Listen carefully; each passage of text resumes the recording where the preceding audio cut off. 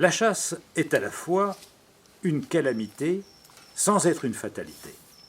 C'est une calamité pour l'animal, évidemment. C'est une calamité pour la nature, c'est une calamité pour l'homme. Calamité pour l'animal, puisqu'il est traqué, mutilé, effrayé, terrorisé, souvent blessé et tué. Tué pour le plaisir. C'est une calamité pour la nature, parce que toutes les espèces qui ont disparu ont d'abord disparu à cause de la chasse. Dans notre pays, la chasse artificialise la faune sauvage. Les chasseurs sont contraints de relâcher massivement des animaux d'élevage pour alimenter leur stand de tir. Ce n'est pas la nature qu'ils protègent, c'est leur stand de tir uniquement.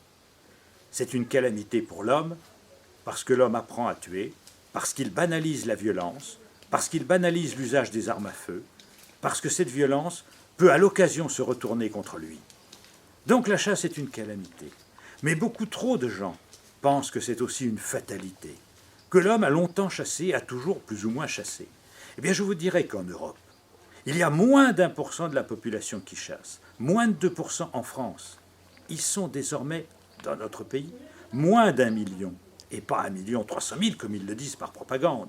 Il y a déjà des pays dans le monde où on ne chasse plus du tout. Le sous-continent indien ignore la chasse. Des cantons de Suisse ont aboli la chasse par voie référendaire. Et il y a des pays où on chasse de moins en moins, la chasse tendant à s'éteindre, en Hollande, en Belgique et dans les pays anglo-saxons.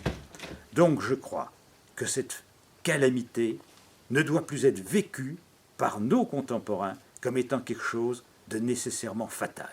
On peut abolir la chasse.